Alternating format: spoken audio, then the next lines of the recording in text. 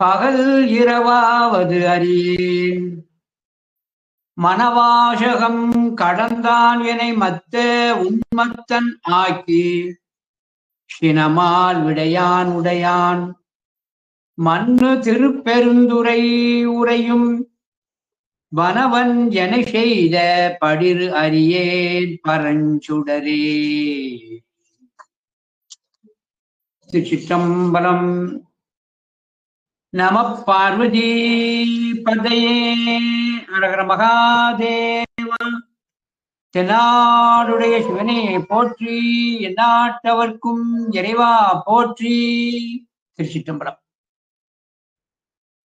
எல்லாம் அல்ல அன்னை காந்திமதி அம்பாள் உடனுரை சுவாமி நெல்லையப்பருடைய பொன்னார் திருவடியை அடியேன் போற்றி வணங்கிக் கொண்டு, மேன்மை புரிந்து திருவந்திர நகரிலே கோயில் கொண்டு எழுந்தருளி நமக்கெல்லாம் நல்வாழ்வு தந்து கொண்டிருக்கின்ற அன்னை பாகம்பரியாள் உடனுரை சங்கர ராமேஸ்வரருடைய பொன்னார் திருவடியை அடியேன் போற்றி வணங்கி, வையமெங்கும் வைதிக சைவம் வளர்ந்திடல் வேண்டும் என்ற நோக்கிலே திருக்கருவை 10 அந்தாதியை இயற்றி அருளிய அரசகவியனுடைய பொன்னார் திருவடியை அடியேன் போற்றி வணங்கிக் கொண்டு, அண்ணல் திருநீரும் 5 எழுத்தும் கண்டிகையும் அகிலமெங்கும் பரவுதல் வேண்டும் என்ற நோக்கிலே செயல்பட்டு கொண்டிருக்கின்ற தூத்துக்குடி புனிதர் பேரவினை சார்ந்திருக்கின்ற அனைத்து பொறுப்பாளர்களுக்கும், அந்த அமைப்பிலே தங்களை இணைத்துக் கொண்டிருக்கின்ற அன்பர்களுக்கும்,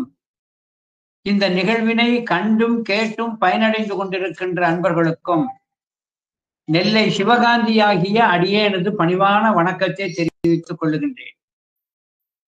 சைவப்பிரியர்களே, திருவருளும் குருவருளும் கூட்டி வைக்க நாம் தூத்துக்குடி புனிதர் பேரவையினுடைய ஒரு பெரும் உதவியினாலே இயற்றி அருளிய திருக்கருவை 10 அந்தாதியை நாம் சிந்தனை செய்து கொண்டிருக்கின்றோம். அப்படி சிந்தனை செய்கின்ற அந்த நிகழ்விலே இன்று 2வது கொத்தாகிய அந்த 2வது பகுதியிலே இருந்து 15வது திருப்பாடல் வான் எரி அறல் என சொல்லக்கூடிய வான் எரி என்று தொடங்குகின்ற அந்த திருப்பாடலிலே இருந்து நாம் சிந்தனையை மேற்கொண்டோம். சைவப்பிரியர்களே, நமக்கு கிடைத்திருக்கின்ற ஒரு பிறப்பினை எப்பேற்பட்ட ஒரு சிறப்புடையது என்பதை சைவர்கள் முதலில் அறிதல் வேண்டும். மணிவாசக பெருந்தகர் ஒரு ஓமானம் சொல்வார். ஒரு குழந்தைக்கு ஒரு தாயானது பொற்கிண்ணத்திலே பால் கஞ்சி வைத்து கொடுக்கிறாள். அந்த குழந்தையானது பொற்கிண்ணத்திலே இருக்கிற பால் அன்னத்தை உண்டு முடித்த பின்பு அந்த பொற்கிண்ணம் என்ற பெருமை தெரியாது, பொற்கிண்ணத்திலே வீதியில் வீசுகிறது அந்த குழந்தை. எப்படி கிடைத்திருக்கிற பொற்கிண்ணத்தை அதன் பெருமை அறியாது, அதனுடைய உயர்வை அறியாது, அதனுடைய மதிப்பு அறியாது வீதியில் எரிகிறதோ, இதை போல உன்னையும் விட்டு விட்டேன், என் பிறப்பையும் பாழடித்து விட்டேன் என்று மணிவாசக பெருந்தகை குறிப்பிட்டு காட்டுவார். எனவே அந்த அறியாத அந்த குழந்தை போல மானுட பிறப்பினுடைய ஒரு சிறப்பை நாம் நன்றாக உணர்தல் வேண்டும். இந்த பிறப்பை எடுத்ததனுடைய நோக்கமே மணிவாசக பெருந்தகை எண்ணப்பதிகத்திலே குறிப்பிட்டு காட்டுகிறார். பார் உருவாய பிறப்பு அற வேண்டும், பத்திமையும் பெற வேண்டும், சீர் உருவாய சிவபெருமானே செங்கமல மலர் போல் ஆர் உருவாய என் ஆர் அமுதே உன் அடியவர் தொகை நடுவே ஓர் உருவாயனின் திருவருள் காட்டி என்னையும் உய்ய கொண்டு அருளே. இதிலே 3 விண்ணப்பத்தை வைக்கிறார். பார் உருவாய பிறப்பு அற வேண்டும். ஆன்மாவானது தூல தேகத்தை தாங்கிக் கொண்டு வருகின்ற இந்த பிறப்பு அறுதல் வேண்டும். பார் உரு என்றால் தூல தேகத்தை குறிக்கிறது. பார் உருவாய பிறப்பு அறல் வேண்டும். உருவத்தால் காணப்படுகின்ற இந்த மானுட பிறப்பு அறுதல் வேண்டும். பத்திமையும் பெறுதல் வேண்டும். அதற்கு உபாயம் இந்த பிறப்பறுதலுக்கு உபாயம் பத்திமையும் பெறுதல் வேண்டும்.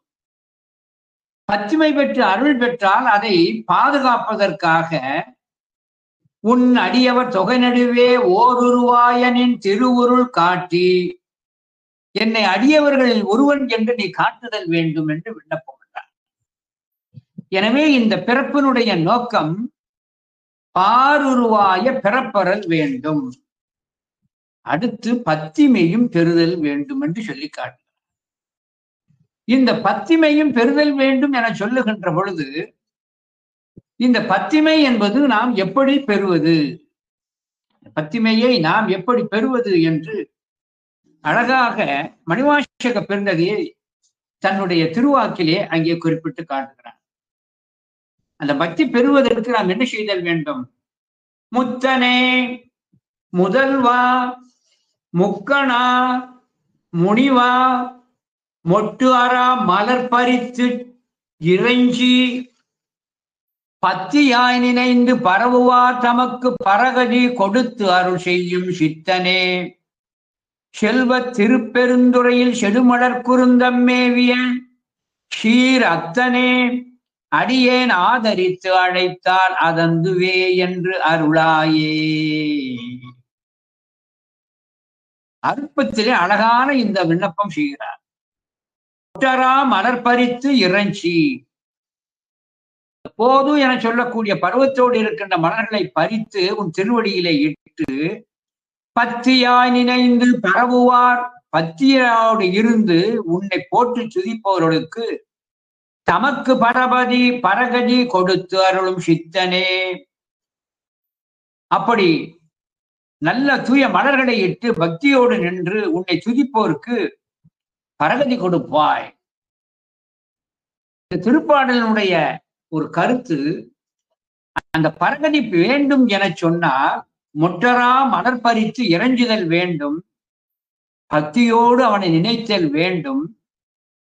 அப்படி பரவுகின்ற நினைத்து அவனை போற்றி துதித்தல் வேண்டும். பரவுவார் தமக்கு பரகதி கொடுத்து அருள் செய்யும் சித்தனே, அப்படி மலர்கள் பறித்துட்டு பக்தியாய் நினைந்து உன்னை துதிப்பவர்களுக்கு மேலான பரகதியை நீ கொடுக்கின்றாய் என்று அழகாக இப்படி சொல்லி காட்டுகிறார்.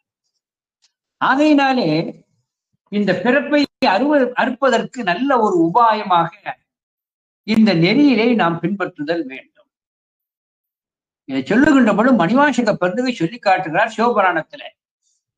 புல்லாகி பூடாகி புழுவாகி மரமாகி என்று பட்டியலிட்ட பின்பு கடைசியிலே மெய்யே உன் பொன்னடிகள் கண்டென்று வீழுற்றேன்கிறார்.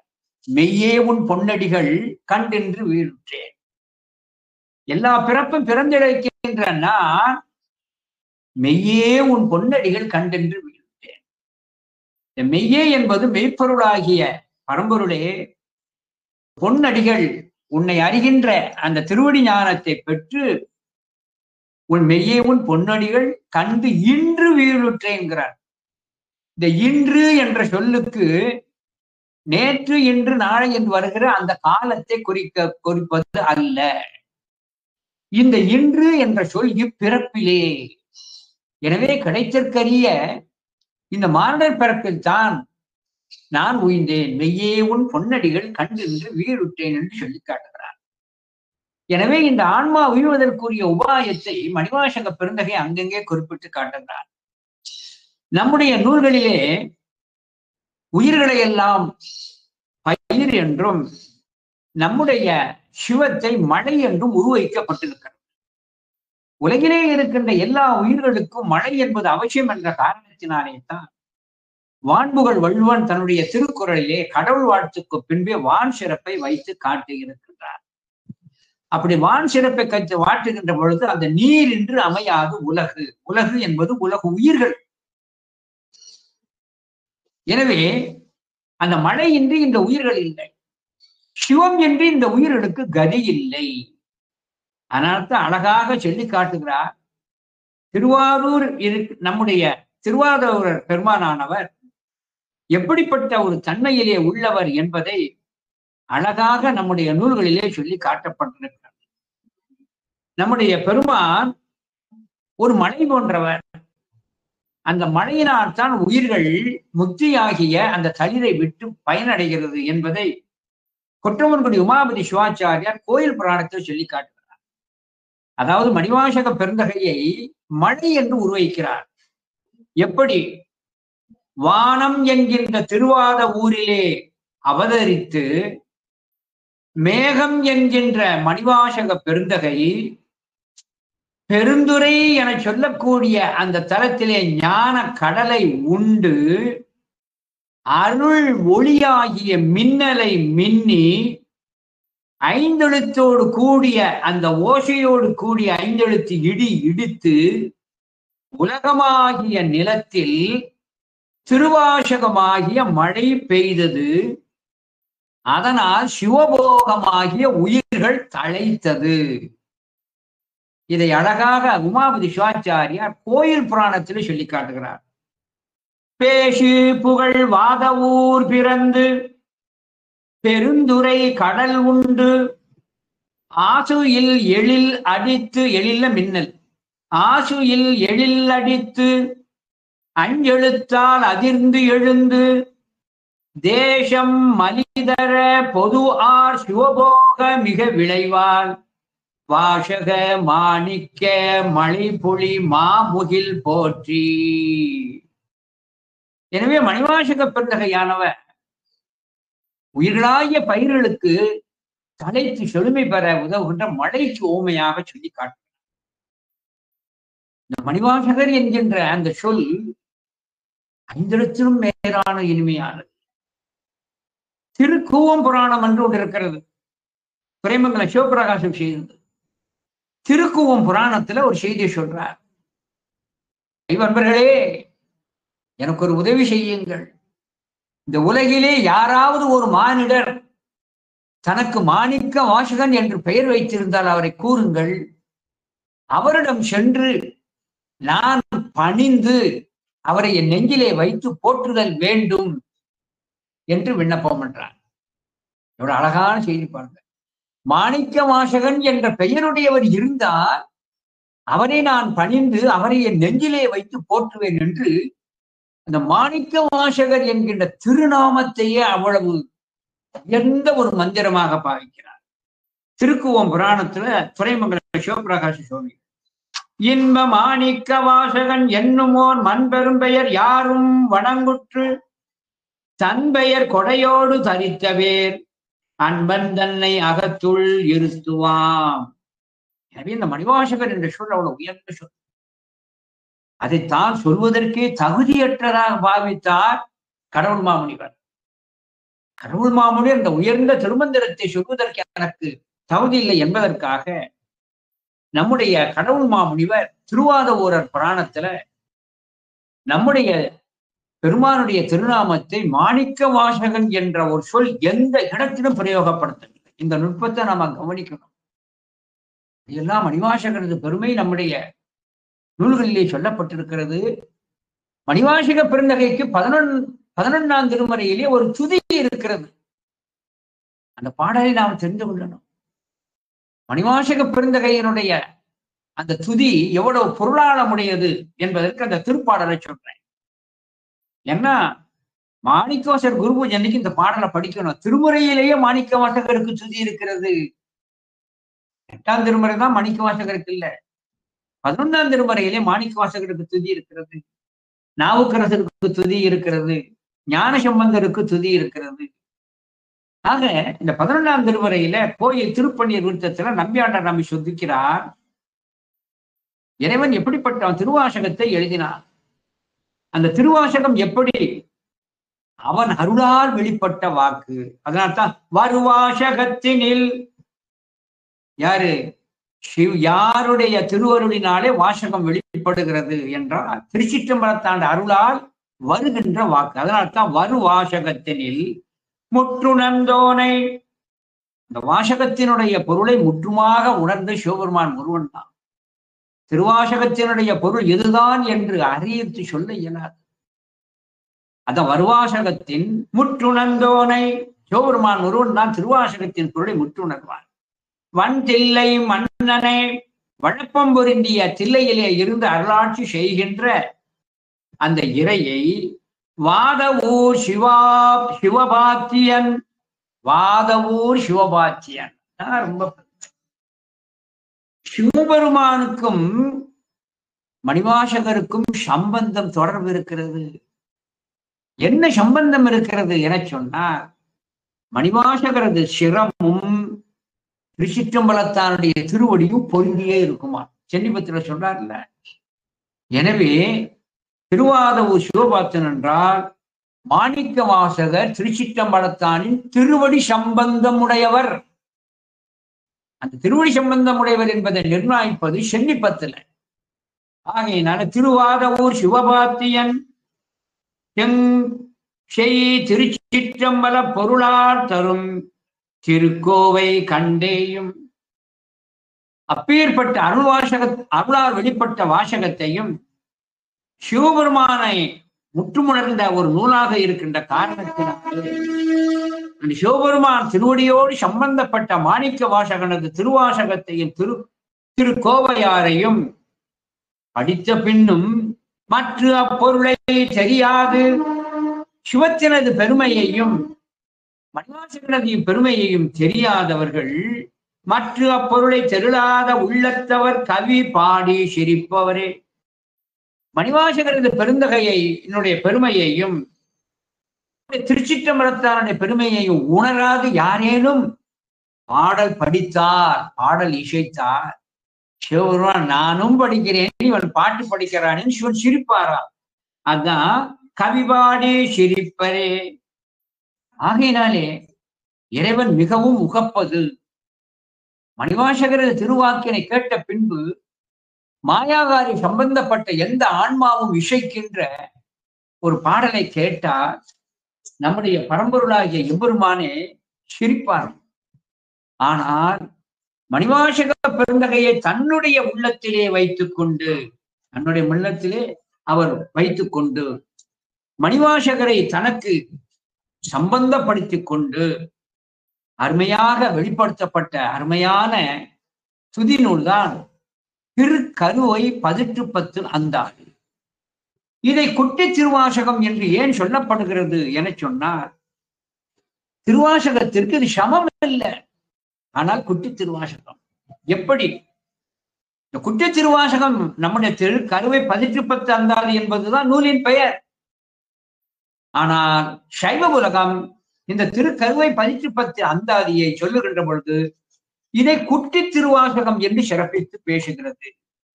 ஏன் குட்டி திருவாசகம் என்று சொல்லப்படுகிறது என சொன்னார், திருவாசகத்தினுடைய பொருளினை முற்றும் உணர்ந்தது திருச்சிற்றம்பலத்தான் தவிர வேறு ஒருவரும் இல்லை. ஆனால் அந்த கவிக்கு இது சமமாகாது என்பதற்காகத்தான் இது திருவாசகம் என்ற ஒரு பொருளினை கொள்ளாது. இது குட்டி திருவாசகம். குட்டின்னு என்ன அர்த்தம்? சில பேர் சொல்லுவாங்க, முதல் படியிலே இருப்பவர்களை தன்னை தாழ்த்தி சொல்லுவதற்கு நான் இப்பொழுதுதான் எது குட்டியாக இருக்கிறேன் என்று சொல்வது உண்டு. குட்டி அனுபவம் தான் எனக்கு இருக்கிறது என்று சொல்வார்கள். வெளிப்படையாக சொல்றேன். ஆதீனங்களிலே தம்பிரான்கள் உண்டு. ஆதீனங்களிலே தம்பிரான்கள் உண்டு. அதிலே புதிதாக தம்பிரான்கள் வந்து அங்கே இணைவார்கள்.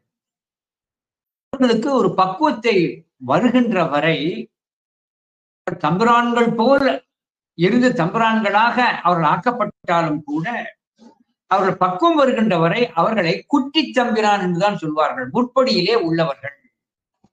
எனவே திருவாசகத்திற்கு இந்த நூல் சமமாகாது.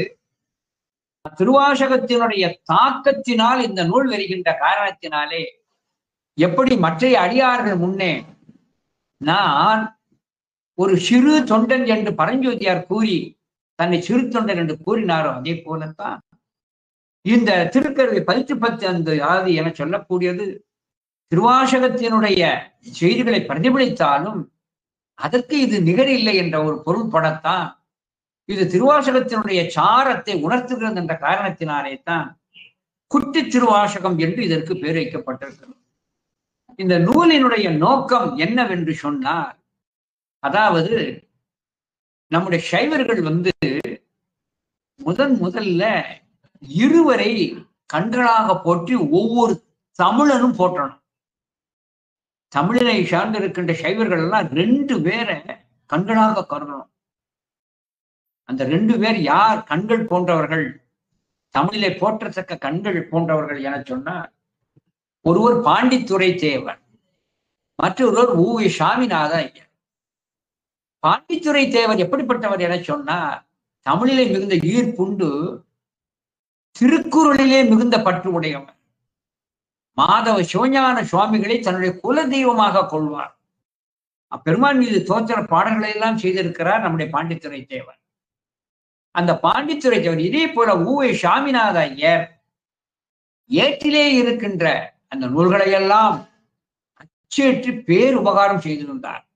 அந்த ஊவை சாமிநாத ஐயர் அவர்கள் மட்டும் இல்லை என சொன்னார், இன்று பல தமிழ் இலக்கிய நூல்கள் நம்மை விட்டே போய் நாம் வறியவனாக மாறியிருப்போம்.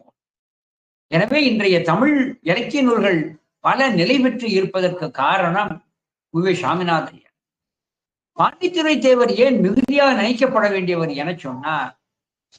திருக்குறளை உயிராக கருதி 4வது தமிழ் சங்கத்தை அமைத்து திருக்குறளுக்கு ஏற்றம் கொடுத்தார்.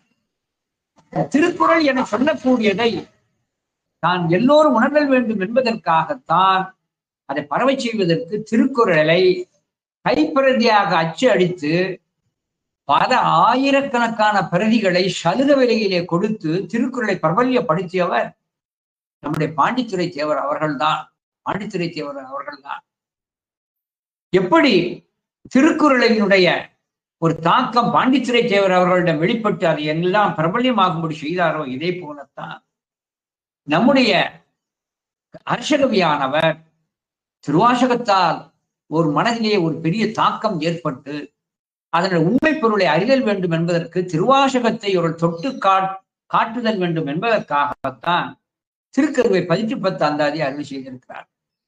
அந்த நிலையிலே இன்று 2வது பத்தியிலே 2வது பொத்தில் 15வது திருப்பாடல். இந்த 15வது திருப்பாடல் அருமையான ஒரு பாடல். இந்த திருப்பாடல் எதை சொல்லுகிறது என்று சொன்னா, இறைவனானவன் அட்டமூர்த்தமாக இருக்கிறான். பிரிதிவி, அப்பு, தேயு, வாயு, ஆகாசம், சூரியன், சந்திரன், ஆன்மா. இதை சுருக்கி பஞ்சபூதங்களில் இருக்கிறான் என சொல்றான். அட்டமூர்த்தமாகவும் இருக்கிறான், பஞ்சபூதமாகவும் இருக்கிறான். அவன் உயிர்களுக்கு இருக்கின்ற முக்குணத்திலே அவன் விரவி இருக்கின்றான். மனம், புத்தி, சித்தம், அகங்காரம் என சொல்லக்கூடிய 4 அந்த அந்தக்கரணங்களிலும் இருக்கிறான். எல்லாவற்றிலும் விரவி இருந்து கொண்டு இந்த உயிர்களுக்கு அவன் ஒன்றாகவும் உடனாகவும் இருந்து அவன் உபகாரம் செய்திருக்கிறான். இப்படி அட்டமூர்த்தமாகவும் பஞ்சபூதமாகவும் முக்குணத்திலும் 4 அந்த கரணத்தில் அவன் விளைவி அவன் இருந்தாலும் கூட அதனால் அவன் தாக்கப்படான். என இவைகளெல்லாம் மாறுதலுக்கு உட்பட்டது. அட்டமூர்த்தம் மாறும், ஆன்மாவை தவிர பஞ்சபூதங்கள் மாற்றம் அடையும். அதே நேரத்துல அந்த கரணம் அதுவும் ஒன்றுக்கொன்று ஏற்றம் இறக்கமாக இருக்கும். ஆன்மாக்கு உள்ள குணம் ராட்சசம், தாமசம், சத்துவம் இதுவும் மாறிக்கொண்டே இருக்கும். ஆனால் அவைகளோடு தோய்வு கொண்டிருந்தாலும் நம்முடைய பெருமான் மட்டும் அங்கே எந்தவித மாற்றமும் இல்லாமல் தான் தனியாக இருக்கின்றான் என்பதை அப்படியே ஒரு அருமையான சைவ கருத்தினை உணர்த்துகிறார் நம்முடைய அரசகவி. 15வது பாடல். வான், எரி, அரல், அரல்னா நீர், கால், மண் என பகுக்கவரும் பெரும்பூதம் ஓரைந்தும் ஆன முக்குணமும் கரணம் ஓர் 4 அனைத்துமாய் ஆதி ஈறு இன்றி ஊன் உரை உடலுக்கு உயிருமாய் உயிருக்கு உணர்வுமாய் ஒன்றினும் தோயா ஞான நாயகனே கருவை அம்பரனே நான் அறிந்து உரைக்குமாறு எவனோ. அருமையான விஷயம். வான், எரி, அரல், கால், மண் என பிரிதிவி, அப்பு, தேயு, வாயு, ஆகாசம், சூரியன், சந்திரன், ஆன்மா என்ற அட்டமூர்த்தமும் இருக்கிறாய். அதை சுருக்கி பகுக்கவரும் பெரும்பூதம் ஓரைந்தும் 5 பூதங்களிலும் இருக்கிறான். பூதங்கள் தோறும் நின்றாய் எண்ணினால் போக்கிலன் வரவில்லை. அந்த கருத்தை அப்படியே சொல்லிட்டார். பூதங்கள் தோறும் நின்றான். எல்லாம் இந்த பஞ்ச பூதங்களிலும் அவன் இயக்கத்திற்காக கலந்திருக்கிறான். ஆன முக்குணமும், இந்த முக்குணம் அதை வைத்து அதில் விரைவி உயிர்களை இயக்குகிறான். இந்த 3 குணத்தை வைத்து தான் மூவரை தோற்றுவிக்கிறான். பிரம்மா விஷ்ணு ருத்ரன் மூவரை தோற்றுவிக்கிறான். முக்குணத்திற்கு 3 நிறம் சொல்லப்பட்டிருக்கிறது. முக்குணத்திற்கு 3 நிறம் சொல்லப்படுகிறது. இந்த பிரம்மா விஷ்ணு ருத்ரன் என சொல்லுகின்ற பொழுது இது சம்புபட்சம் என்றும் அனுபட்சம் என்றும் இருக்கும். சம்புபட்சம்னா அவனே பிரம்மனாக மாறி விஷ்ணுவாக மாறி ருத்ரனாக மாறி அவனே படைப்பாதி தொழிலை செய்வான். அது அயனாகி படைப்பான், அரியாகி காப்பான், அரணாகி அழிப்பவனும் தானே என சேரமான் பெருமான் நாயனார் திருக்கையிலாய ஞான உள்ளார சொல்வார்.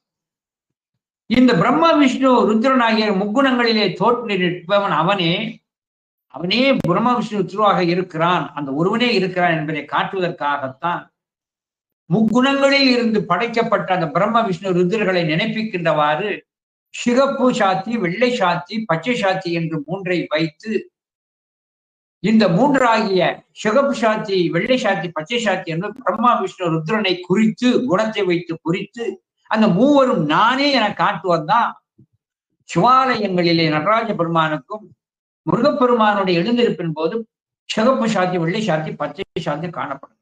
என்ன பொருள்? அந்த முக்குணங்களில் இருந்து மூவரை தோற்றுவிக்கிறான். புறத்தை தானே அந்த மூவராக இருந்து முச்சொலிலையும் செய்கிறான். இந்த அனுபட்சத்திலே பிரம்ம விஷ்ணுக்களை தோற்றுவித்தாலும் அவர்கள் என்ன செய்கிறார்? அந்த தோற்றுவித்து அந்த முக்குணங்களில் அவன் விரவி இருந்தாலும் கூட நம்முடைய பெருமான் விகாரம் அடைவதில்லை.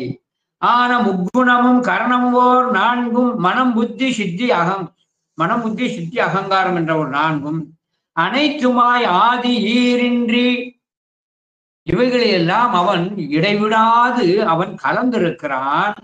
ஊன் உரை உடலுக்கு உயிருமாய் அவைகளையெல்லாம் தத்துவங்கள் 36 தாத்துவிகம் 60ஆக 96 தத்துவங்களாக அவன் விரைவில் இருந்து உடலுக்குள்ளே இருந்தவன் இயக்கினாலும் ஊன் உரை உடலுக்கு உயிருமாய் உயிருக்கு உணர்வுமாய் ஒன்றினும் உயிருக்கு உணர்வுமாய்.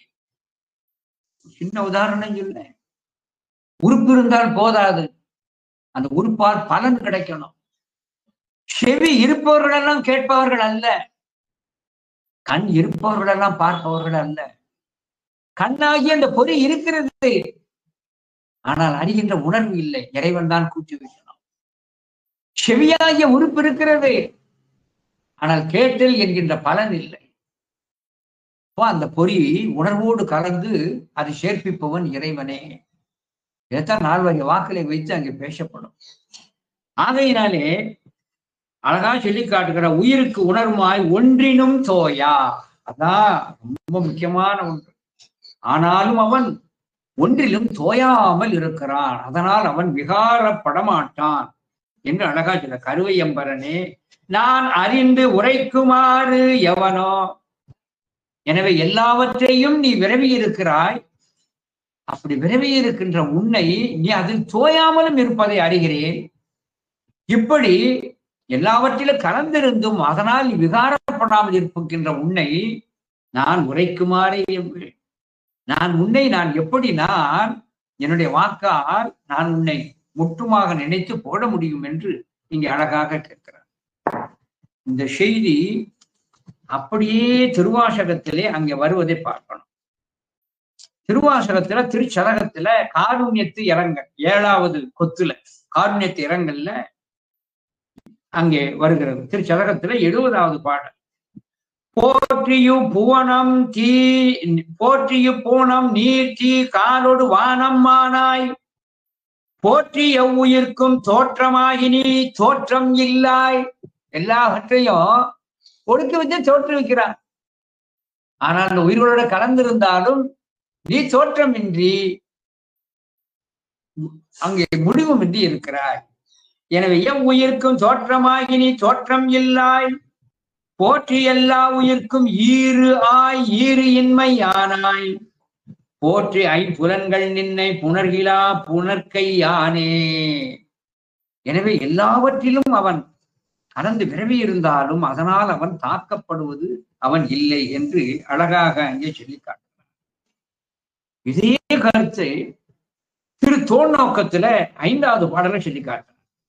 நிலம் நீர் நெருப்பு உயிர் நீள் விசும்பு நிலா பகலோன் புலனாய மைந்தனோடு, மைந்தன்னா இங்க ஆன்மா. நிலம் நீர் நெருப்பு உயிர் நீள் விசும்பு நிலா பகலோன் புலனாய மைந்தனோடு என் வகையாய் புணர்ந்து நின்றாய். உலகு 7 திசை 10 என தான் ஒருவனுமே பலவாகி நின்றவா தோல் நோக்கமாடாமோ. எல்லாவற்றிலும் அவன் விரவி இருக்கின்றான், பலவாறாக அவன் இருக்கின்றான் என்று சொல்லி அழகாக சொல்லி காட்டுகிறார். இப்படிப்பட்ட பெருமையை நான் சொல்ல முடியுமோ? சொல்ல முடியாது. இப்ப இறைவனது பெருளினை யாரும் சொல்ல இயல. ஏனென்றால் இறைவனை முற்றும் உணர்ந்தவர்கள் எவரும் இல்லை. அதான் ரொம்ப முக்கியம். நம்முடைய அரசகவியனுடைய நோக்கம் உன்னை எப்படி பாடுவது என்றால், உன்னை முற்று உணர்கின்ற ஆற்றல் எனக்கு இல்லை. உன்னை முற்று உணர்கின்ற ஆற்றல் இல்லை என்பதை மணிவாசகரை சொல்லி காட்டுறான்.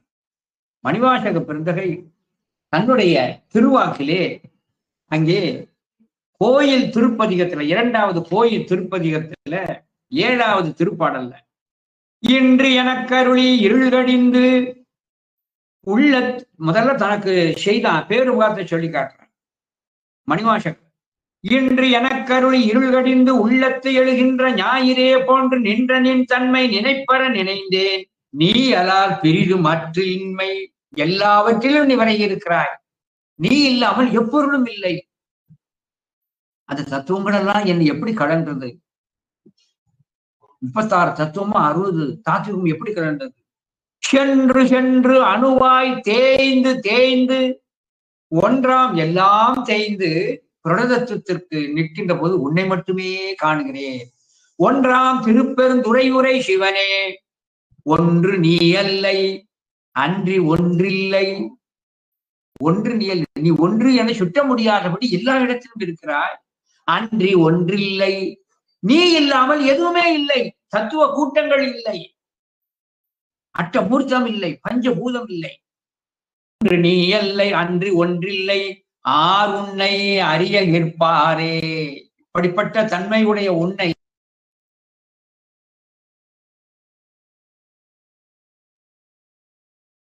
வரக்கூடிய அருளே ஒரு இந்த திருக்கருவை 10 அந்தாதியில அந்த 3வது ஈட்டுல அழகாக சொல்லி காட்ட, எல்லாவற்றிலும் நீ கலந்திருந்தாலும் ஒன்றினும் தோயா.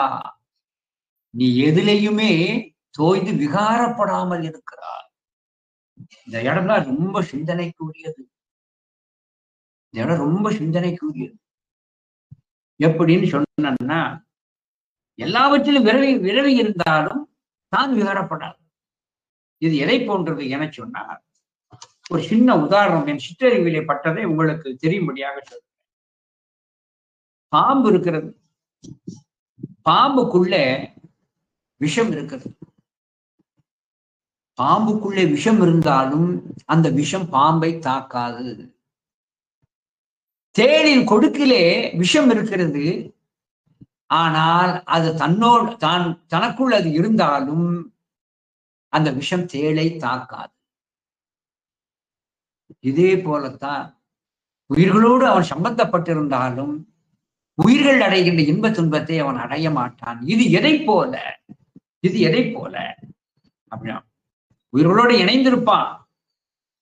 உயிர்கள் இன்பம் துன்பம் அடைகின்ற பொழுது அந்த இன்பமோ துன்பமோ சிவத்தை தாக்காது.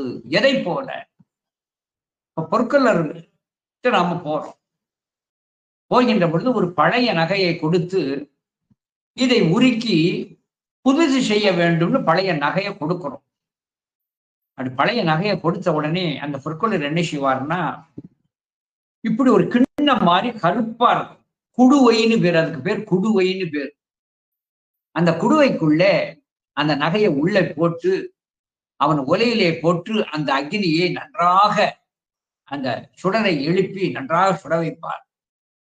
அந்த குடுவைக்குள் இருக்கின்ற அந்த தங்க ஆபரணம் உருகி விடுகிறது. குடுவையினுடைய தன்மை என்ன? அந்த குடுவை தன்னுள் ஆபரணத்தை வைத்திருந்தாலும் அந்த சூட்டினாலே தன்னுள் இருக்கின்ற தங்கம்தான் மாறுபட்டு உருகுமே அன்று குடுவை உருகவே உருகாது. குடுவை உருகவே உருகாது.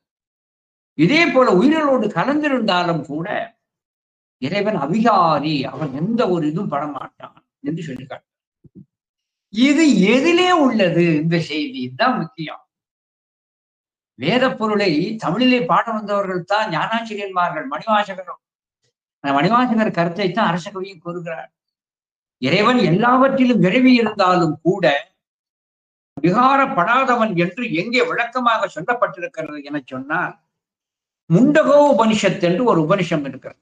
முண்டக உபனிஷத் என்று ஒரு உபனிஷத்து இருக்கிறது. உபனிஷத்துக்கள் எண்ணற்ற உபனிஷத்துக்கள் இருக்கிறது. எண்ணற்ற உபனிஷத்துக்கள் இருந்தாலும் 108 உபனிஷத்துக்கள் நாம கண்டிப்பாக படிக்க வேண்டிய ஒன்று. இந்த உபனிஷத்துக்கள்ல எடுத்துக்கொண்டா சில குறிப்பிட்ட உபனிஷத்துக்களை நாம கண்டிப்பாக நாம் படித்தல் வேண்டும். இந்த உபனிஷத்துக்கள் எல்லாம் 4 வேதங்களினுடைய சாரத்தை தான் கொடுக்கும்.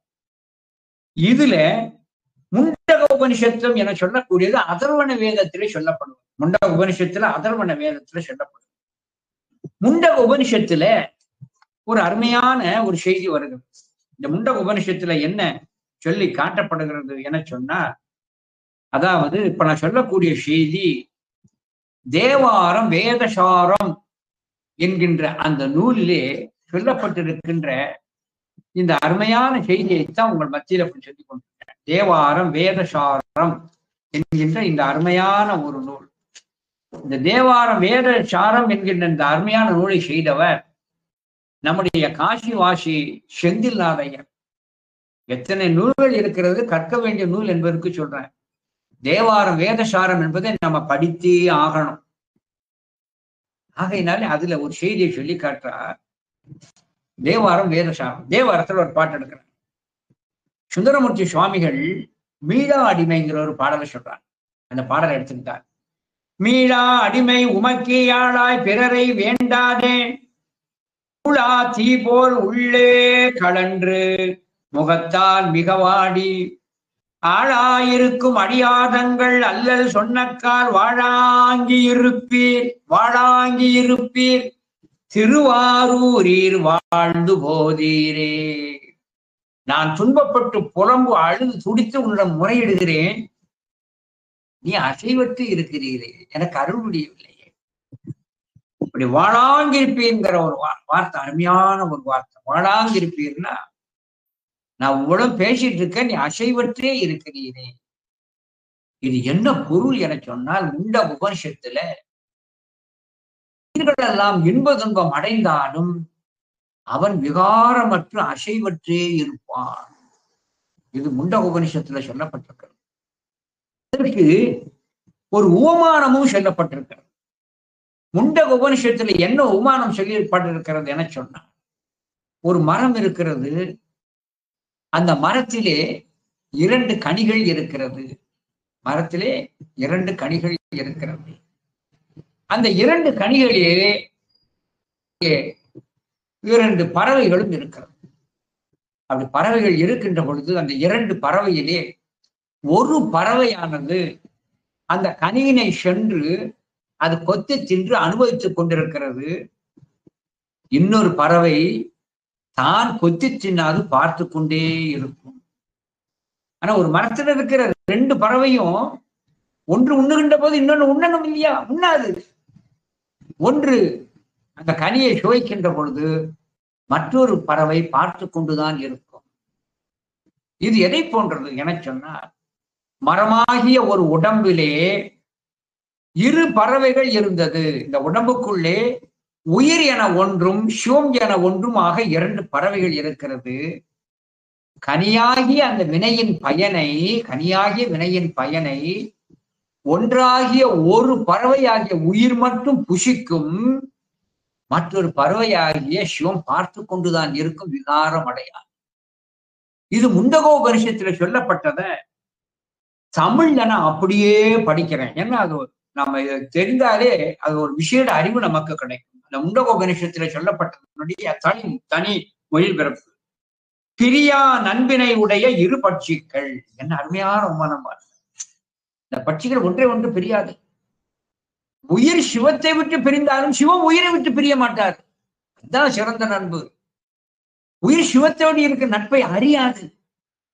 ஆனா சிவம் உயிரை விட்டு பிரியவே மாட்டார். அதுதான் பிரியா நண்பினை உடைய இரு பட்சிகள். எது? சிவான்மா பரமாத்மா ஆகிய இரண்டும் ஒரே விருட்சமாகிய சரீரத்தில் ஏந்துள்ளன.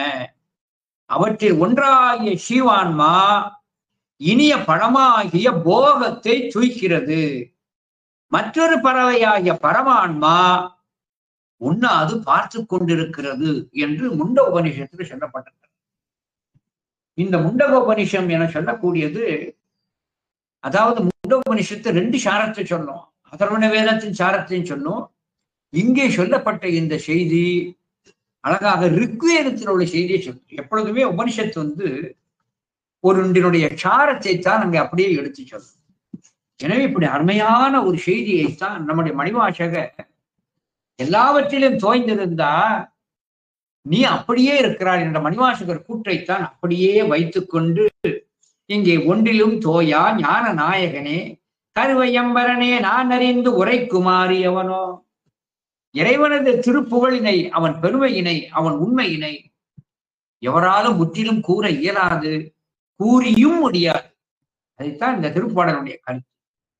வான் எரி அறல் கால் மஞ்சன பகுக்க வரும் பெரும்பூதம் ஓரைந்தும் ஆன முக்குணமும் கரணம் ஓர் 4 அனைத்துமாய் ஆதி ஈறு இன்றி ஊன்முறை உடலுக்கு உயிருமாய் உயிருக்கு உணர்வுமாய் ஒன்றினும் தோயா ஞான நாயகனே கருவை அம்பரனே. அம்பரனேன மேலானவனே. அம்னா அழகிய, பரணேன மேலானவன், அழகிய மேலானவனே. அம்பரனே யான் அறிந்து உரைக்குமாறு எவனோ. நான் எப்படி உன்னை அறிந்து நான் ஏத்துவேன் என்று அழகாக அங்கே சொல்லி காட்டுகிறார். இந்த உயிர்களோடு இறைவன் எப்படியெல்லாம் சம்பந்தப்பட்டு இருக்கிறான் என்று ஒரு அரிய ஒரு செய்தியை, இந்த உயிர்கள் எப்படி அந்த உயிர்கள் சம்பந்தப்பட்டிருக்கின்ற அந்த சிவத்தை அறியாமல் இருக்கின்ற என்று காட்டுவதற்காக உயிர் சிவத்தோடு எப்படி சம்பந்தப்பட்டிருக்கிறான் என்பதை அழகாக சொல்லி காட்டுகிறான். எவன் உயிருக்கு உயிரா எள்ளும் எண்ணெயும் போல் எங்கனும் எடையறான் என்றான். எவன் அனைத்து உலகும் ஈன்று காத்து அழிக்க இறைசால் உருவு எடுத்தான். அருமையான செய்திகள் அடங்கிய திருப்பாடல். எவன் முதல் இடை ஈறு என்று எஞ்ஞான்றும் ஈரிலா மறைமுடி இருப்பான். மறையின முடின மழையின் உச்சியில இருப்பான், உபனிஷத்தில் இருப்பான். அவன் என்னை புறக்க திருக்களா நீழல் அமர்ந்து அருள் புரிந்த காரணனே. அமர்ந்து அருள் புரிந்த காரணனே. இது அருமையான ஒரு செய்தி. எவன் உயிருக்கு உயிரா எள்ளும் எண்ணெயும் போல் எங்கனும் எடையறான் என்றான். செய்தி எப்படின்னா, எள்ளுக்குள்ள எண்ணெய் எங்க இருக்கு? எல்லா இடத்துலதான் விரைவி இருக்கு. ஆனால் அந்த எள்ளுக்கை பார்க்கின்ற பொழுது எண்ணெய் நமக்கு படுவதில்லை. ஆனால் அந்த வணிகன் அறிவான். எள்ளை பார்த்த உடனே இது நிறைய எண்ணெய் இருக்கும், இது வத்தி போச்சு, இன்னும் எள்ளை வச்சு கண்டுபிடிச்சிருவோம். அவர்கள் கண்டுபிடிக்கிறான். இதே போல உயிருக்கு உயிராக இருக்கின்ற சிவத்தை எண்ணெய் போன்ற கடநிலையிலே உள்ளவர்கள் அறிவதில்லை. ஆனால் வணிகன் இது நிறைய எண்ணெய் பசை உள்ளது என்பதை அறிவதைப் போல சிவஞானிகள் உடம்புக்குள் இருக்கின்ற ஈசனை அறிவார்கள். உடம்பினுள்ளே உருபொருள் கண்டேன், உடம்பினை முன்னம் இழுக்கண்டிருந்தேன், உடம்பின் உள்ளே உருபொருள் கண்டேன், உடம்பிலே உத்தமன் கோயில் கொண்டான் என யான் இருந்து ஓம்புகின்றேனே. அழகாக மணிவாசகரை சொல்லி காட்டியான். எந்தையே ஈஷா உடல் இடம் கொண்டார், யான் இதற்கு இளநூர் கைமாறு. என் உடலை நீ வச்சு இருக்கப்பா, நான் புரிந்திருக்கேங்கிறான். அதான் இப்படி உயிருக்கு உயிராக அந்த ஆன்மாவோடு எள்ளும் எண்ணெயும் போல் இருப்பது எவன்? ரொம்ப முக்கியமான பாடல், அருமையான ஒரு செய்தி. எள்ளும் எண்ணெயும் போய் உயிருக்கு உயிராக நிற்பது எவன்? சிவத்தை என்று வேறு யார்? இப்படி படிச்சிடணும். ஞான நூல்களிலே இப்படி எவன் என்ற ஒரு கேள்வி கேட்கப்படும். உதாரணமா நான் சொல்றேன். ஞான நூல்கள்ல அப்பா கோத்திர கேட்பார் மகனை, எல்லாம் உன்னை வளர்த்து ஆளாக்கினது யாரு? உன்னை படிக்க வச்ச, செலவு செஞ்சு படிக்க வச்சது யாரு? உன்னை ஆளாக்கி கல்யாணம் முடிச்சு உனக்கு தனி கொடுத்த வச்சு கொடுத்து எல்லாம் வசதி செஞ்சு கொடுத்தது யாரு? யாரு என்றால் நேரடியாக நான் என்று சொல்லாமல், இதே போல நீதி நூல்களிலே இதையெல்லாம் செய்தது யாருன்னு நம்மளை பார்த்து கேட்கிற மாதிரி இருக்கும். உதாரணத்துக்கு நாங்க நம்முடைய கச்சியப்ப முனிவர், மாத சிவஞான சுவாமிகளுடைய சீடர் கச்சியப்ப முனிவர் விநாயக புராணம் செஞ்சிருக்கிறார். அதுல காரிசித்தி மாலைன்னு ஒண்ணு வருது. அதுல ஒரு கேள்வி கேட்காரு பாருங்க. மூர்த்தியாகி தலமாகி, காரிசித்தி மாலையில மூர்த்தியாகி தலமாகி முன்னீர் கங்கை முதலான தீர்த்தமாகி, மூர்த்தியாகி தலமாகி முன்னீர் கங்கை முதலான தீர்த்தமாகி அறிந்து அறியா திறத்தினாலும் உயிர்க்கு நலம் ஆர்த்தி நாளும் அறியாமை அகற்றி அறிவிப்பான் எவன்? என்ன அருமையா கேட்கிறார். மூர்த்தி தலம் தீர்த்தமாக இருந்த அருள் செய்தது எவன்? அதுல சென்று தோய்ந்தவர்களுக்கு அறியாமையை நீக்கி அறிவை ஏற்றுவது எவன்? என்ன அருமையா கேள்வி கேட்கிறோம். மூர்த்தியாகி தலமாகி முன்னீர் கங்கை முதலான தீர்த்தமாகி அறிந்து அறியா திறத்தினாலும் உயிர்க்கு நலம் ஆர்த்தி நாளும் அறியாமை அகற்றி அறிவிப்பான் எவன்? அப்போற்ற கருணை கணபதியை புகழ்ந்து சரணம் அடைகின்றான். இது கேள்வி கேட்டு நம்முடைய கச்சிப்பு முனிவரே பதிச்சுட்டார். இதே மாதிரி இறை உண்மையை பாட வந்த நம்முடைய தாய்மான சுவாமிகள் தன்னுடைய முதல் வாக்கிலே அங்கிங்கு எனாதபடி எங்கும் பிரகாசமாகி, அங்கிங்கெனாதபடி எங்கும் பிரகாசமாய் ஆனந்த பூர்த்தியாகி அருளோடு நிறைந்தது எது? நம்மளதான் கேட்கிறார். தன் அருள் வெளிக்குள்ளே அகிலாண்டம் கோடியெல்லாம் தங்கும்படிக்கு இச்சை வைத்து உயிர்க்கு உயிராய் தழைத்தது எது? மன வாக்கினில் தட்டாமல் நின்றது எது? சமய கோடிகள் எல்லாம் தத்தம் தம் தெய்வம் எம் தெய்வம் என்று எங்கும் தொடர்ந்து எதிர் வழக்கு இடவும் நின்றது எது? எங்கனும் பெருவழக்காய் யாதினும் வல்ல ஒரு சித்து ஆகி இன்பமா என்றைக்கும் உள்ளது எது? மேல் கங்குல் பகல் அரண் என்ற எல்லை எது? அது கருத்திற்கு இசைந்தது அதுவே. இப்படி எது எது எதுன்னு நம்மளைத்தான் கேள்வி கேட்போம். இப்படி எவன் எது என்று கேள்வி கேட்பது இது ஒரு உபனிஷத்து சாயல். இது ஒரு உபனிஷத்து சாயல். எந்த உபனிஷத்துன்னா கேனோ உபனிஷத்து என்று ஒன்று இருக்கு. கேனோ உபனிஷத். இந்த உபனிஷத்துக்கு கேன உபனிஷத்துன்னு பேர் வந்திருக்கு. ஏன் கேன உபனிஷத்துன்னு பேர் வந்திருக்குன்னா, உதாரணமாக திருவாசகத்துல ஒரு பதிகத்தின் பேரு பண்டாய நான்மறை இருக்கும். திருவாசகத்துல ஒரு பதிகத்தினுடைய பேரு பண்டாய நான்மறை. அந்த பதிகத்துக்கு ஏன் பண்டாய நான்மறை என்று தலைப்பு கொடுக்கப்பட்டிருக்கிறது என்றால், பதிக தலைப்பு ஏன் என்று சொன்னால், அந்த பதிகமே பண்டாய நான்மறை என்று தொடங்குகின்ற காரணத்தினாலே அது பதிக தலைப்பாயிற்று. இதே மாதிரி திருமாலை தேவர் பதிகத்துல ஒளிவளர் விளக்கேன்னு இருக்கும். அந்த பதிகத்துக்கு தலைப்பே ஒளிவளர் விளக்கே. எனவே ஒரு பதிகத்தினுடைய தொடக்கமே பதிகத்திற்கு தலைப்பாக இருப்பதை போல கேனோ உபனிஷத் என்ற ஒரு உபனிஷத்தானது கேனே என்று தொடங்குகின்ற காரணத்தினாலே அந்த உபனிஷத்துக்கு கேன உபனிஷத் என்று பெயர். இந்த கேன உபனிஷத் என சொல்லக்கூடியது சாம வேதத்தினுடைய சாரம். அந்த உபனிஷத்து எப்படி கேனே என்று தொடங்குகிறது என்றால், இந்த கேனே என்றால், இந்த கேனே என்பதற்கு யார் யாருன்னு கேட்கும். எப்படி கேட்குன்னா, முதல் கேள்வி என்ன கேட்டது? என்னுடைய மனமானது விருப்பமாக செல்வதற்கு அதை தூண்டுவது எது? அதுக்கு மனசை தூண்டுறது யாருன்னு கேட்கிறார். அதை கேட்கிறார் பாருங்க. ஓம் கேனேஷிதம் பததி பிரேஷிதம் மனக. உன்னுடைய மனம் யாருடைய விருப்பத்தால் அங்கே ஏவப்படுகிறது? யாருடைய அந்த விருப்பத்தை ஏவுவது எது, தூண்டி செலுத்துவது எது என்று அந்த உபனிஷத்து கேட்கிறது.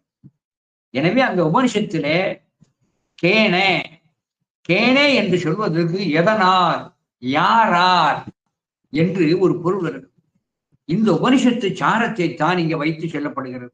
எவன் உயிருக்கு உயிராய், திருக்கருவை 10 அந்தாதியில, எவன் உயிருக்கு உயிராய் எள்ளும் என்னையும் போல் எங்கனும் இடையறான் என்றான். எவன் அனைத்து உலகும் ஈன்று காத்து அழிக்க, யாரு? சமூகத்திலே சொல்றார். எவன் அனைத்து உலகும் ஈன்று காத்து அழிக்க இறைமைசால் மூவுருவு எடுத்தான். எவன் முதல் இடை ஈறு என்று எஞ்ஞான்றும், எல்லா இடத்திலும் முதல் நடு ஈர் என்று இல்லாமல் இருப்பவன் எவன்? ஈரிலா மறைமுடி இருப்பான். இது முடிவே இல்லாத மறைமுடிவாகி உபனிஷத்திலே எவன் இருக்கின்றான்? அவன் என்னை புறக்க திருக்களால் நீழல் அமர்ந்தருள் புரிந்த காரணனே. யார் இப்படியெல்லாம் காரணமாக இருக்கிறாரோ அவன்தான் இந்த திருக்களா நீழலிலே அவன் வந்து இருக்கின்றான். திருக்களா நீழலிலே அவன் வந்து இருக்கின்றான் என்று அழகாக இங்கே சொல்லி காட்டுகிறான். இந்த பாடலை அவரோட சொல்றேன். உபனிஷத்தில் உள்ள வார்த்தைகள் தான் அப்படியே வைத்து காட்டப்பட்டிருக்கிறது. எவன் உயிருக்கு உயிரா எள்ளும் என்னையும் போல் எங்கனும் இடையறான் என்றான். அனைத்து உலகும் ஈன்று காத்து அழிக்க இறைமசால் மூவுருவு எடுத்தான். எவன் முதல் இடை ஈறு என்று எஞ்ஞான்றும் ஈரிலா மறை மூடியிருப்பான். அவன் என்னை புறக்க திருக்களா நீழல் அமர்ந்து அருள் புரிந்த காரணத்தினாலே. அங்கே திருக்களா நீழல் திரு கருவாபுரியிலே எழுந்தருளி இருக்கின்ற அந்த பெருமானே என்னை காப்பான் என்று அழகாக அங்கே சொல்லி காட்டுகிறார். கருவையினுடைய தலத்தினுடைய ஒரு பெருமையை சொல்லி காட்டணும்.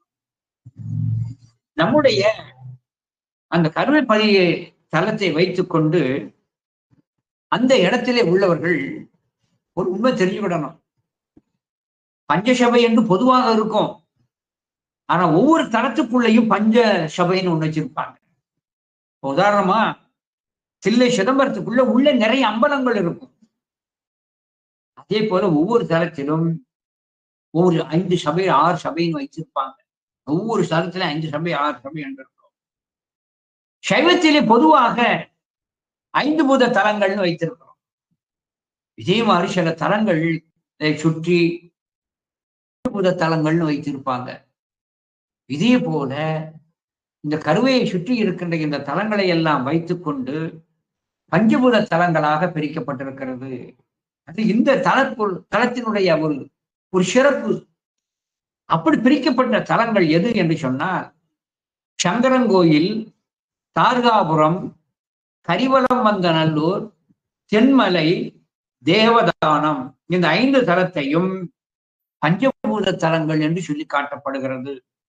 சங்கரங்கோயிலை பிரிதிவி தலம் என்றும், தார்காபுரத்தை அப்பு தலம் என்றும், கரிவலம் வந்த நல்லூரை தேயு தலம் என்றும், தென்மலையை வாயு தலம் என்றும், தேவதானத்தை ஆகாச தலம் என்றும் சொல்லப்பட்டிருக்க.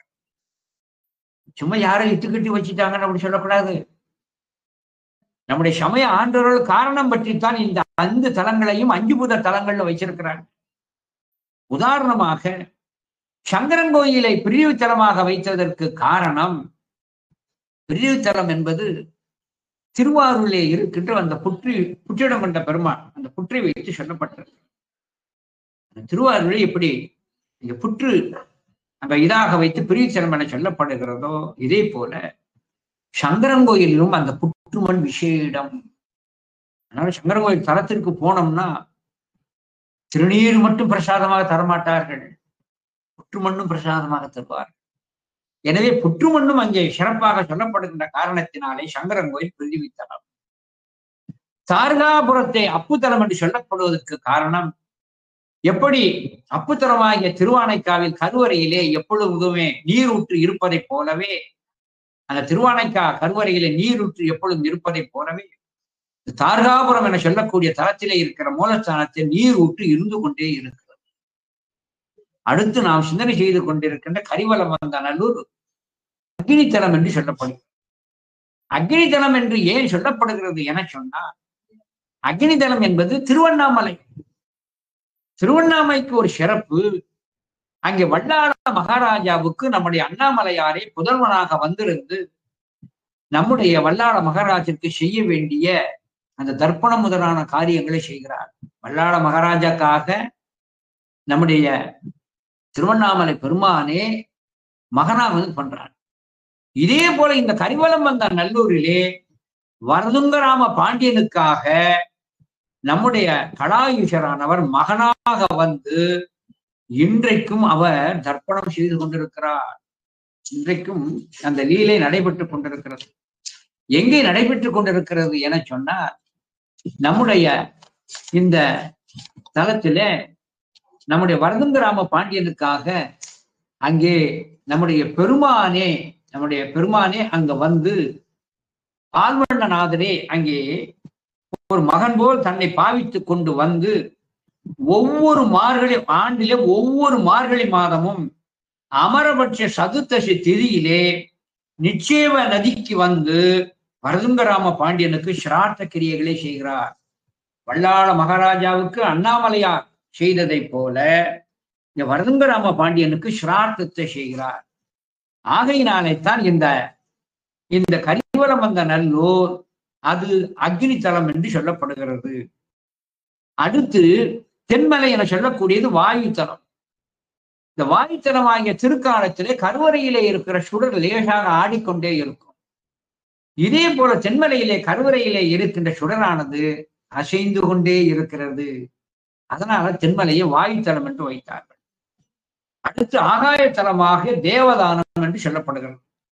ஆகாயத்தலம் தில்லையிலே எப்படி அங்கே சிதம்பர ரகசியம் அங்கு உருவம் இல்லாமல் இருக்கிறதோ அதே போல இந்த தேவதானத்திலும் அங்கே லிங்கம் அருவமாக இருக்கிறது என்று இப்படி இந்த கரிவலம் வந்த நல்லூர் என சொல்லக்கூடிய ஒன்று தேயு தலமாக வைத்து இந்த தலத்திலே அவர்கள் போற்றப்படுகிறார்கள் என சொல்லிக்கொண்டு அடுத்த திருப்பாடலுக்கு போகும்.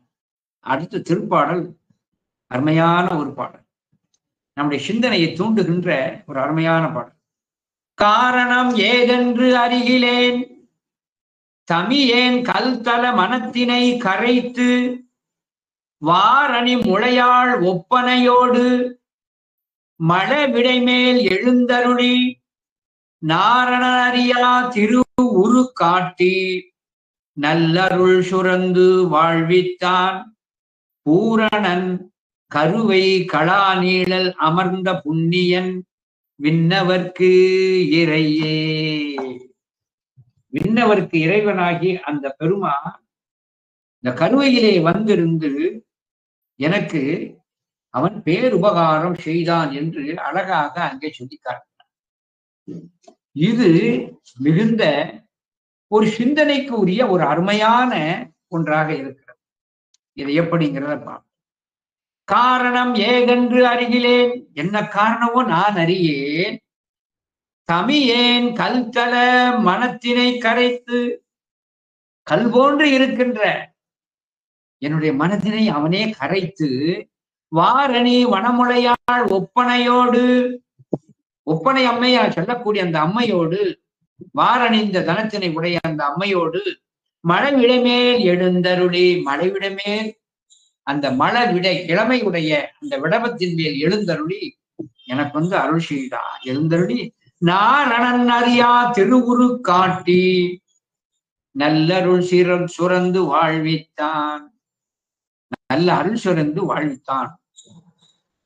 அங்கே மாலுக்கு கூட அறிய முடியாத வடிவத்தை எனக்கு காட்டி அருள் செய்தான்.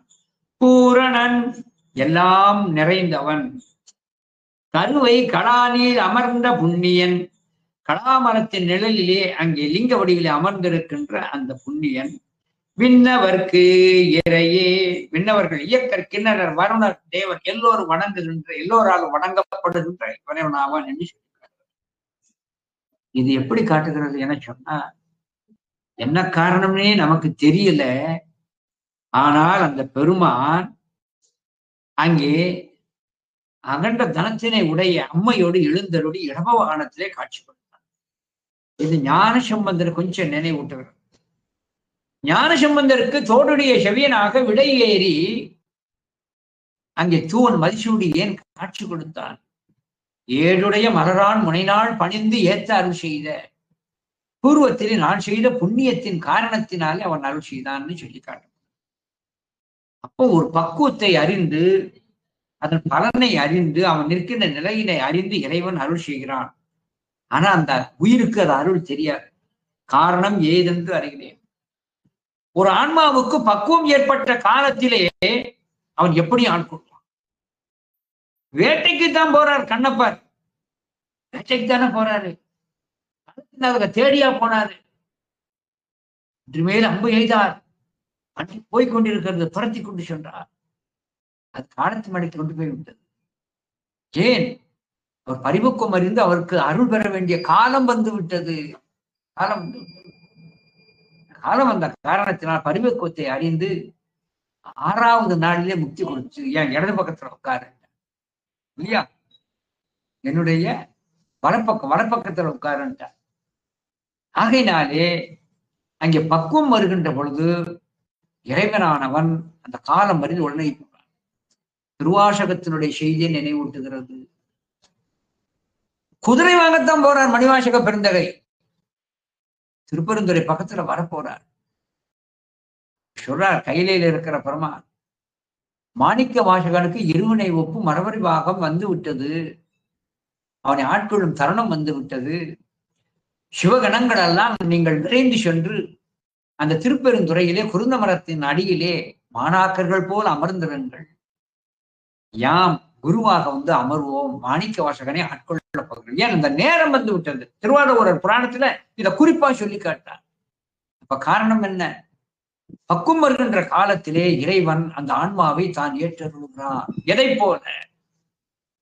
உதாரணமாக நம்ம வீட்டுல தாய் வடை சுடுறான். அந்த சட்டிக்குள்ள குறைஞ்ச ஒரு 7-8 வடை இருந்தாலும் அந்த தாயினுடைய கண் எந்த உளுந்த வடை சிவக்கிறது பக்குவம் அறிந்தது உடனே தூக்கிடுவான். பக்குவம் அடையாத சிறு கிடக்கட்டும்பார். எனவே பக்குவமாக வெந்ததை அறிந்து அதை மட்டும் எடுப்பதை போல இறைவனானவன் பக்குவ ஆன்மாக்களை அறிந்து உடனே அறிப்பான். எதை போல? ஒரு மாங்காய் தோப்புக்காரன் மாந்தோட்டத்திற்கு செல்லுகின்றவன் பாப்பான், இந்த மாங்காய் நன்றாக திரண்டு முதிர்ந்து விட்டது, இதை பறிக்க வேண்டும் நேரம்னு பறிச்சிருக்கான். நம்ம வீட்டுக்கு பின்னால முருங்கை மரம் இருக்கிறது. நாம பார்க்கிறோம், இந்த முருங்கைக்காய் நீண்டு நன்றாக திரண்டு காய்ச்சி விட்டது என சொல்லி அதனுடைய பக்குவத்தை அறிந்து திரண்ட காயை எடுத்து உடனே பறித்து விடுறோம். இதே போல பக்குவ ஆன்மாக்களை இறைவனானவர் அவன் உடனே எடுத்து அவன் என்ன செய்து கொண்டிருக்கிறான்? அவன் தான் ஆட்கொள்ளுகிறான். அதைத்தான் சொல்றார், காரணம் எய்தென்று அறியேன். அந்த பக்குவம் வந்த உடனே என் கல்தல மனத்தினை கரைத்து வாரணி முளையாள் ஒப்பனையோடு மனவிடமேல் எழுந்தருளி. இது எதை போன்றது என சொன்னா, காட்டுல இருக்கிற ஒரு வேடன் எந்த இடத்திலே மழை பெறுகிறதோ, தான் எதிர்பார்த்த ஒரு நல்ல பறவை கிடைத்து விட்டது என சொன்னார், அந்த வலையினை ஓடி சென்று பிடித்து அந்த பறவையை கை கொள்வான். கடலுக்குள்ளே மீனை வீசுவான், தன்னுடைய வலையை வீசுவான். சென்ற பொழுது நல்ல இனம் கிடைத்தது என சொன்னார், அதை அப்படியே வலையிலிருந்து எடுத்து தான் கைப்பற்றிக் கொள்வான். காட்டிலே வேடன் வலையிலே அந்த நல்ல பறவையை பிடிப்பதை போல, கடலிலே ஒரு வலைஞன் நல்ல ஒரு இன மீனை வலையினால் பிடிப்பதை போல, நாட்டிலே குதிரை சீவகனாக வந்து உயிரை பற்ற வந்திருக்கிறான் என்று மணிவாசக பிறந்தக பண்டாய நான்மறையில சொல்லி காட்டுறான். காட்டகத்து வேடன் கடலில் வளைவானன் நாட்டில் பரிபாகன் நம் வினையை வீட்டி அருளும் பெருந்துரையான் அங்கமலப்பாதம் அருளும் கெட நெஞ்சே வாழ்த்து. எனவே காட்டகத்தை வேடும் கடலிலே வாணன் இருப்பதை போன்று அவன் பக்குவத்தை அறிந்த ஆன்மாக்களை அந்த தருணத்திலே அவன் அருள் செய்வான். ஆன்மாவுக்கு தெரியாது, மணிவாசகருக்கு தெரியாது, நமக்கு பக்குவப்பட்டு விட்டோம் இறையடி சார வேண்டும் என்று. ராஜகாரியமாத்தான் போறான். ஆனால் பக்குவம் அறிந்து ஆட்கொண்டான். அதைத்தான் சொல்லி காட்டுகிறார் இங்கே. என்ன காரணமும் எனக்கும் தெரியல, என்னை உரிய நேரத்தில் நீ ஆட்கொண்டாய். காரணம் ஏகன்று அருகிலேன் தமியன் கல்தள மனத்தினை கரைத்து வாரணிமுளையாள் ஒப்பனையோடு மழவிடமேல் எழுந்தருளி நாரணன் அறியா திருவுரு காட்டி. நாரணன் அறியா திருவுரு காட்டி, இதுலத்தான் பொடி இருக்கு. நாரணனுக்கு திருவுரு காட்டல, எனக்கு நீ காட்டினாய். நாரணனுக்கு ஏன் காட்டவில்லை? சிவத்தை பற்றி அவர் முற்றிலும் அறியவில்லை.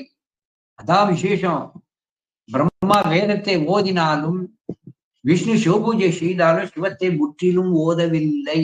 முற்றிலும் ஓதவே இல்லை. முற்றிலும் அவன் உணரவில்லை. சிவத்தை முற்றிலும் உணராத காரணத்தினாலே அவர்களுக்கு அறிவு கிடைக்கல. ஆனால் திருவாசகத்தை படித்து எனக்கு ஏகதேச அறிவு கிடைத்ததால் என்னை ஆட்கொண்டான். இது பொருள் எச்சம்னு பேரு. பொருள் எச்சம்னா எச்சம்னு சொல்லப்படாது, நம்ம வருவித்துக் கொள்ளுதல் வேண்டும். எனவே தான் நாரணன் அறியா திருவுரு காட்டி எனக்கு நல்லருள் சுரந்து வாழ்வித்தான்.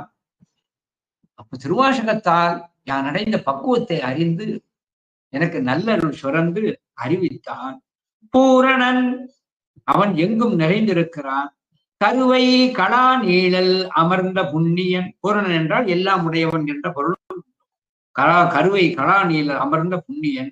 விண்ணவர்க்கு இறைவே, அவன் எனக்கு மட்டுமா, வானிலே இருக்கின்ற தேவர்கள், இயக்கர்கள், கிண்ணர்கள் எல்லோருக்குமே அவன் தலைவனாக இருக்கின்றான் என சொல்லி தனக்கு இறைவன் அந்த கலாஈசன் அருள் புரிந்த அந்த தன்மையை பலவாறாக நம்முடைய அரசகவி போற்றி துதிக்கின்றார். எனவே திருவாசகத்தையும் நாம் பயின்று சற்றேனும் ஒரு அறிவு தெளிந்து இறைவனை காண முயல்தல் வேண்டும் என தெரிவித்துக் கொண்டு இந்த அளவிலே இன்றைய சிந்தனையை அடியே நிறைவு செய்கிறேன். ஆதி வாழிய, அஞ்செழுத்தோடு வெண்பூதி வாழிய, புண்ணியர் வாழிய, நீதி வாழிய, நீள் புவி வாழிய, கோதுயல் சைவர் குலம் மிக வாழியவே. திருச்சிற்றம்பலம்.